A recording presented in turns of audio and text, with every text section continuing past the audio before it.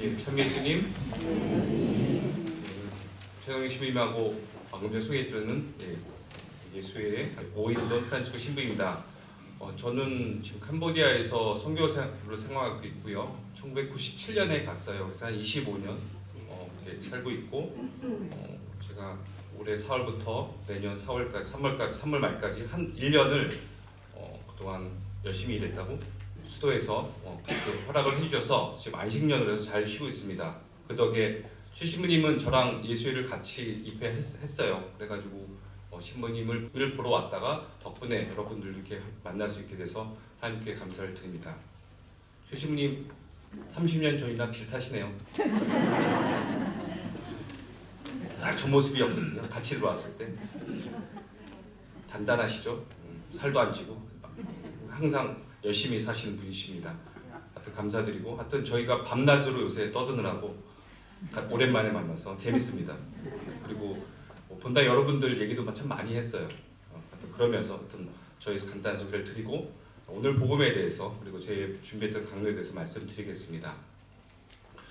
오늘 예수님께서는 재판관에게 올바른 판결을 내려달라고 조르는 과부에 하면서 과부가 재판관에게 간청하는 거죠. 재판관이 너무 귀찮아서, 사실은 귀찮아서 그 과부에 들어줍니다. 그런 것처럼 비유의 말씀이지만은 예수님께서는 우리도 하나님께 우리가 청하는 것을 정말 열심히 청하면 하나님께서 다 들어줄 수 있다고 말씀하십니다. 근데 우리가 청하는 것이 무엇일까요? 우리가 청하는 것이 무엇을 바탕으로서 청해야 될지, 우리를 위해서 청하는 것이 아니라 하나님께서 원하시는 것들을 청해야 되는데, 그러기 위해서는 하나님께 드리는 간청은 우리의 믿음을 바탕으로 해서 청하는 것들 우리가 잘 생각해서 청해야지 아무거나 청할 수는 없을 거라 생각합니다. 그래서 우리의 믿음에 대해서 여러분과 좀 나눠보시고, 특별히 제가 선교사 하면서 그리고 또 특별히 제가 부모님 특히 안식에 대해서 나이 드신 부모님과 함께 했던 경험들, 이런 거를 두 가지를 예로 해서 저의 믿음, 그래서 그 믿음을 통해서 제가 어떻게 청했는지 좀 저의 경험을 나누어 드리고 싶습니다. 우리 여러 가지를 생각하죠. 하나님께 청하는 것들, 가족의 안녕, 손자들, 연세들도 많으시니까 우리 손자들, 가족 아들 딸이는 다 성장했으니까 이제 손녀가 할 거예요. 그러면 그 친구들 잘 크도록, 또 이런 우리 가족의 안녕사에 많이 얘기하실 겁니다. 또 본인의 힘드신 것 이런 것들 막 청하시고 하는데, 이런 것들을 청하는 때 내가 어떤 마음으로 청했던지 한번 돌아보시면 좋겠어요. 캄보디아에서 제가 선교사 살면서 최근에 제가 특별히 2013년부터 올해 4월까지 9년 동안 캄보디아에서 전체 책임자로 일을 했습니다. 부족한 제가 어쨌든 일을 했었는데, 저희가 캄보디아에서 제가 하면서 시작했던 가장 큰 프로젝트가 저희 가난한 곳이죠. 킬링필드라 여기 들어보셨지만 굉장히 오랫동안 전쟁을 했었고 몇백만의 사람이 죽었고 지금도 많이 안정이 되면서도 그래도 가난한 나라인데, 저희가 오랫동안 저희 예수회에 들어가서 한 30년 정도 일을 했는데 2012년부터 우리가 그동안 가난한 사람들에서 열심히 일을 했지만 캄보디아 사람들을 위해서 더 큰 하나님의 뜻이 무엇일까, 그것을 같이 기도하면서 찾고 한배 식별했던 기간이 있습니다. 그러면서 결론이 캄보디아에서 우리가 그러면 예수회가 잘하고 있는, 우리가 예수회가 여러 가지 일을 하죠. 본당 사목도 하고 피정 지도도 하고 또 사실 한국에서 서황대를 운영하고 예수회도 미국에서 굉장히 많은 유수회 교육기관을 운영하는데, 저희가 교육에서도 굉장히 전문가들 집단입니다. 그래서 캄보디아에서도 아이들에게 희망을 줄 수 있는, 가난한 아이들에게 희망을 줄 수 있는 학교를 만들자 해서 시작을 했는데, 이게 점점 규모가 커진 거예요. 그래서 유치원부터 고등학교까지, 그래서 하여튼 그 프로젝트를 시작했는데, 마침 제가 책임자가 됐기 때문에 그 프로젝트를 하는데 준비하신 신부님이 이렇게 계획서를 왔는데 한 100억짜리 프로젝트였어요. 이거 학교를 어차피 질 거 우리가 정말 올인을 해서 한번 해보자 이렇게 해가지고 했는데, 사실은 그 당시에 그 계획서 저희가 아무것도 없었거든요. 근데 저희들이 하는 일, 특별히 가난한 애들에게 희망을 주는 일이 분명히 하나님이 원하시는 뜻일 것이다. 그렇게 믿고 한 발짝 이렇게 시작했습니다. 그래서 지금 한 8년, 2013년에 14년부터 학생들을 받았는데 한 8년 지나서 이미 1,000명의 학생이 들어와 있고 올해 12월에 고3 아이들이 졸업을 해요. 졸업을 하고 학교도 정말 아주 지역도 굉장히 어려운 지역에 들어갔음에도 불구하고 많은 분들의 도움 덕분에 지금 현재 학교 건물도 한 80% 이상이 끝난 것 같아요. 그러니까 저희가 100억 프로젝트였지만 이미 한 70에서 80억을 모은 거죠. 저희들이 뭐 어떻게 하겠어요? 여러분 이렇게 와서 뭐 사람들에게 말하고 설명하고 조금 있지만은 정말 많은 분들의 도움을 통해서 저희들이 성장하고 있습니다. 제가 말씀드리고 싶은 거는 저희들이 정말 그 당시에 하나님께 간청한 거죠. 하나님 그러니까 예수님이 바지 입었을지 모르겠는데 바지꾸랑이 자꾸 늘어진 거예요. 우리 아이들 위해서 정말 좋은 프로젝트를 하니까 하나님 도와주십시오 했고 그런 것들이 차근차근 이루어진 겁니다. 되게 감사해요. 보람 있고 그리고 그 아이들이 여러 가지가 있는데 우리 아이들 그 지역이 굉장히 어렵기 때문에 저희 학교 학생들의 한 70%는 부모님이 집에 안 계세요. 아마 옆에 보니까는 그 멕시코인들 어렵게 사시는 분들 많이 미사에 참석하시는데 캄보디아도 이웃 나라인 태국에서 일자리가 없기 때문에 태국에 그 이주 노동자로 들어가서 아이들은 할머니에 맡겨놓고 그 아이들을 부모님들이 가서 일을 하고 그걸 약간 어렵게 생활하는 아이들이 대부분입니다. 그런 것의 아이들인데 그 아이들에게 저희가 한 그동안 몇 년, 한 6, 7년 같이 함께 했더니 이 아이들이 어느 날 제가 아이들에게 물어봤어요. 너희들 무엇이 되고 싶니? 졸업도 하고 곧 하는데 아이들이 대부분 학교 선생님을 하고 싶대요. 왜? 그랬더니 내가 이 학교가 없었으면 분명히 제가 어릴 때부터 어머니를 도와서 아마 태국에서 일을 해야 됐을 것인데 학교 덕분에 제가 도움을 받았기 때문에 제가 배운 것을 저보다 더 어려운 후배들에게 나눠주고 싶습니다. 너무너무 기뻤어요. 정말 아무것도 없었던 곳에서 그만큼 이루어진 것은 저희들 하나님을 믿고 했던 그런 것들의 결과가 아닌가. 그래서 아마 오늘 과부의 심정을 저도 좀 이해할 것 같아요. 아무것도 없었지만은 하나님만 믿고 간청을 했고 그래서 하나님께서 다 들어주시고 있다는 것을 체험합니다. 그래서 그런 것들이 정말 그런 선교사로서 살아가면서 굉장히 보람된 일입니다.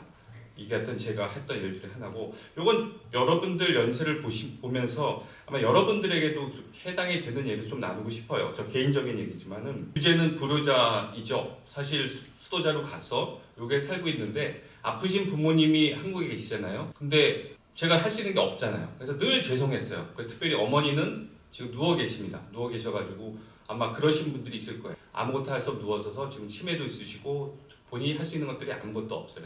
하여튼 안식년이 되면서 제가 제일 바랬던 거는 그동안 못했던 효도는 아니죠. 함께 했던 데서 막 대부분의 시간을 부모님과 지내려고 가서 했는데 기회가 돼서 저희 부모님은 집에 계신데 아버님은 거의 건강하신 편이고요. 어머니는 했는데 요양보호사가 한국에서는 그런 시스템이 있어서 요양보호사가 함께 하셨는데 이분이 갑자기 관두시게 됐어요. 그래서 제가 할 수 없이 요양보호사에 함께 하려고 했지만은 제가 직접 해서 어머니를 돌봐야 드려야 했어요. 그래서 어머니가 누워 계신데 제가 기저귀도 갈아드려야 되고 몸도 씻게 해드려야 되고 음식도 드려야 되는데 되게 힘들었어요. 어머니지만 제가 직접 하는 게 아들이 아니라 그 어머니도 사실은 말은 못하시지만 일을 하시는 것들이 있잖아요. 그래서 했는데 하면서 되게 울었고 내가 왜 이렇게 못했을까? 내가 정말 그런 생각도 했죠. 수도자로서 내가 열심히 살고 있지만 가난한 사람들이 살고 있지만 내 부모님한테 못하는 게 이게 맞나? 이런 의심도 좀 들고 했는데 중요한 거는 어머니가 나아지진 않으실 거예요. 그냥 그 상황일 겁니다. 근데 어느 순간 딱 깨달았던 것이 어머니가 저가 어릴 때 갓난아기일 때 저한테 했던 모습을 제가 어머니한테 드리는 거잖아요. 제가 어릴 때 저 기저귀도 갈고 울 때 젖도 먹여주고 저를 몇 년을 그렇게 키우셨잖아요. 지금까지 제가 이렇게 잘 성장할 수 있었는데 저는 그런 어머니를 위해서 그렇게 할 수 있다는 기회를 주신 게 똑같은 상황인데 그걸 다시 하나님을 믿고 수도자로 살아가는 사람이니까 그 의미를 찾으려고 노래해보니까는 내가 어머니의 받은 사랑을 지금 되돌려 드리고 있구나. 조금이라도 어머니가 100을 드렸다면 제가 하나, 둘 드리겠죠. 하지만은 그 어머니의 사랑을 너무너무 깊이 깨달은 거죠. 그래서 어머니가 이렇게 아프신 게 감사했어요. 똑같은 상황이잖아요. 어머니 나아지진 않을 거예요. 갑자기 제가 기도를 열심히 해서 어머니가 번쩍 해가지고 일어나서 기적 일어나서 이런 거 있을 수 없습니다. 점점 약해지시는 몸이 있죠. 약해지죠. 하지만 그 상황을 믿음의 눈으로 보니까는 너무나 하나님께 감사했어요. 여러분 아프시잖아요. 아픈데 힘드시잖아요. 하나님께 하죠. 저도 그랬잖아요. 제가 왜 이렇게 살아야 됐죠? 어머님 두고 외국에 살아야 됐고 잘 만날 수도 없는 상황이었던 것을 했는데 그것을 하느님의 눈으로 믿음의 눈으로 바라보니 하나님께 드리는 사랑을 나눌 수 있는 기회가 되는 거죠. 굉장히 감사했어요. 그리고 사실 어머니를 아프면서 저희 가족들이 참 자주 모이거든요. 서로 그걸 나누고 그리고 모여서 의논을 하고 그러니까 어머니 중심으로 우리가 모이는 거죠. 그리고 그 어머니 아프신 것이 어떤 면에서는 더 나아가서 하나님께 드릴 수 있는 영광, 하나님께 드릴 사랑을 느낄 수 있는 기회가 되는 거죠. 믿음의 눈이 없으면 보기 힘듭니다.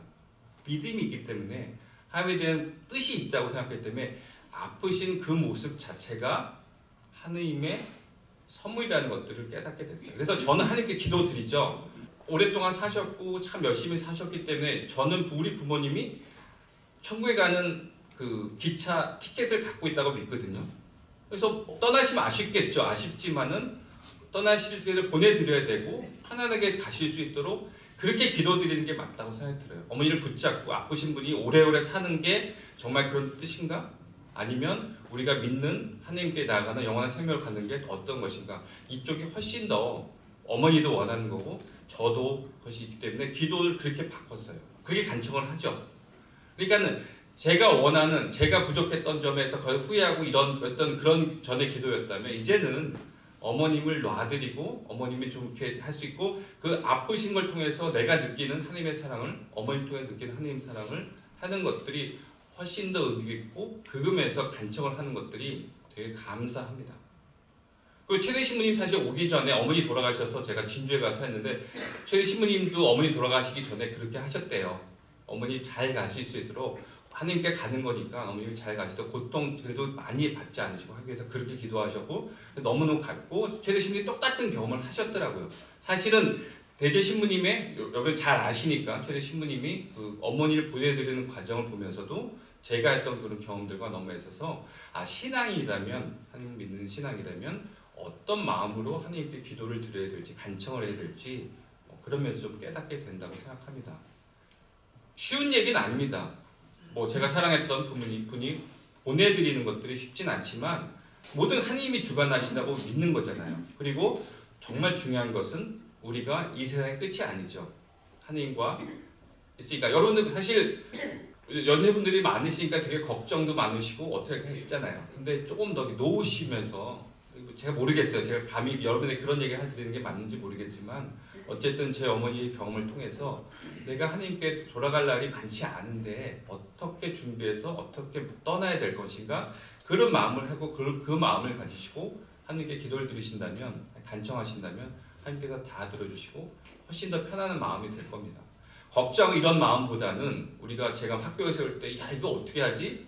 이런 마음을 했다면 아마 안 됐을 거예요. 하지만 믿고 그냥 기도하고 사람들에게 도움을 청하고 그러고 거기서 자라는 아이들을 보면서 거기서 희망을 얻고 저도 힘을 얻고 더 열심히 해서 그동안에 굉장히 많은 좋은 학교가 이루어진 것처럼 그리고 마치 어머니가 제가 아프신 어머니를 보면서 그 어머니 아픈 거에 대해만 이렇게 해서 그냥 걱정하고 불효자 이런 거 끝나는 것이 아니라 그 안에서 있던 하나님의 뜻을 찾아가면서 정말 감사할 수 하나님께 오히려 감사할 수 어머니 아픈 것을 감사할 수 있도록 바라볼 수 있다는 것 자체가 우리가 신앙이기 때문에 믿음이 있기 때문에 가능하다고 봅니다.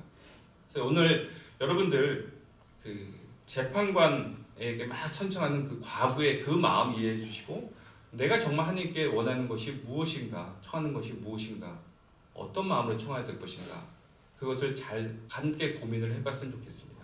하나님은 참 좋으시고요. 하나님은 사랑이십니다. 그래서 어떠한 상황도 특히 여러분들이 외국 살면서 어렵고 힘들겠지만 그 힘든 시기를 좀 지나고 돌아보면 오히려 그 힘든 시기 안에서 하나님이 더 우리와 함께 하시고 있다는 것을 발견할 때가 많이 있으셨을 거예요.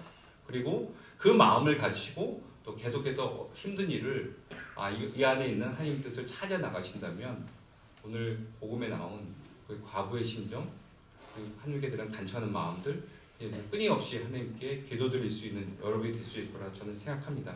그래서 하여튼 여러분께 마지막으로 들으신 것은 저희 같은 수도자들, 신부들은 그리고 특히 성교 나가인 저희들은 여러분들의 서원에 입어서 살고 있습니다. 그래서 오늘 이렇게 좋은 예를 만나게 됐으니까 뭐 한국에서는 교회도 많이 성장해서 많은 분들이 시민들도 좀 외국 나가 계신데 이런 분들이 하나님의 뜻을 잘 찾아갈 수 있도록 기도로서 계속 성원해 주시길 부탁드리겠습니다. 감사합니다.